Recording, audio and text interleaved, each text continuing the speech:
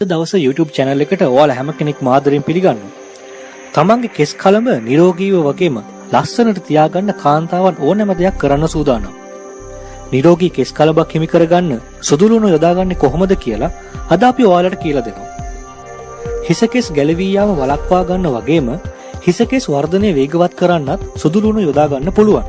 ඒ වගේම හිස කෙස් අවපැහැවීම වළක්වන්නත් සුදු ලුණු වලට පුළුවන්. කොණ්ඩය වැවීමට අත්‍යවශ්‍යම පෝෂකයන් වන තඹ, සෙලේනියම්, සල්ෆර් සහ විටමින් C සුදු ලුණු වල අඩංගු වෙලා තියෙනවා. හරි. අපි දැන් බලමු මේ සුදු ලුණු සත්කාර කරන්නේ කොහොමද කියලා. පළවෙනි සත්කාරය. සුදු ලුණු බික් කීපයක් අරගෙන පොඩි කරලා යුෂ අරගන්න. මේ යුෂ පොල් තෙල් මිලිලීටර් 100ක් එක්ක මිශ්‍ර කරලා හොඳට හැඳි ගාන ගමන් රත් කරගන්න. සම්පූර්ණයෙන්ම නිවුනට පස්සේ හිස කෙස් වල ආලේප කරලා හොඳට සම්බාහනය කරන්න. සතිපතා මේ ප්‍රතිකාරය කළොත් සාර්ථක ප්‍රතිඵල ලබා ගන්න පුළුවන් වෙනවා. දෙවෙනි සත්කාරය. අපි කලින් පැහැදිලි කළා වගේම සුදු ලුණු යුෂ අරගෙන ඔයාලා පාවිච්චි කරන ෂැම්පූ එකක් එක්ක මිශ්‍ර කරලා ආලේප කරන්න. ඒ වගේම සුදු ලුණු යුෂයි මීපැණිය මිශ්‍ර කරලා ස්වභාවික කන්ඩිෂනර් එකක් හදා ගන්නත් පුළුවන්.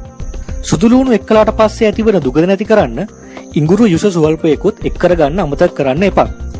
ඒත් ඕනට වඩා මේ ප්‍රතිකාරය කළොත් හිස් කබල වියලෙන්න ඉඩ තියෙනවා. තුන්වන සත්කාරය.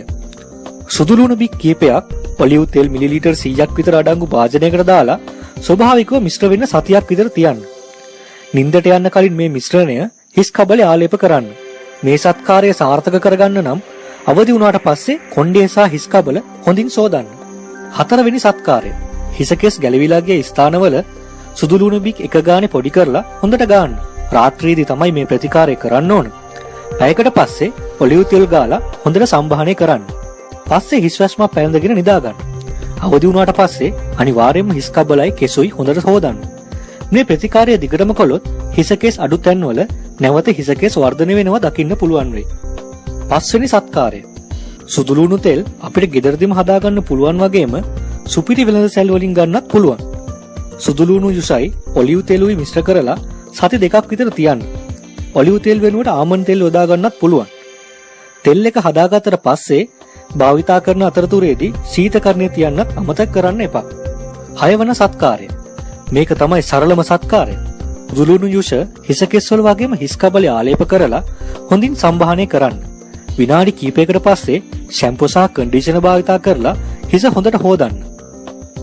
මේ ගැන ඔයාලට තියෙන අදහස් වගේම ගැටලුත් පහලින් කමෙන්ට් කරන්න. සබ්ස්ක්‍රයිබ් කරන්නත් අමතක කරන්න එපා. අලුත් වීඩියෝ එකකින් නැවත හමු වෙමු.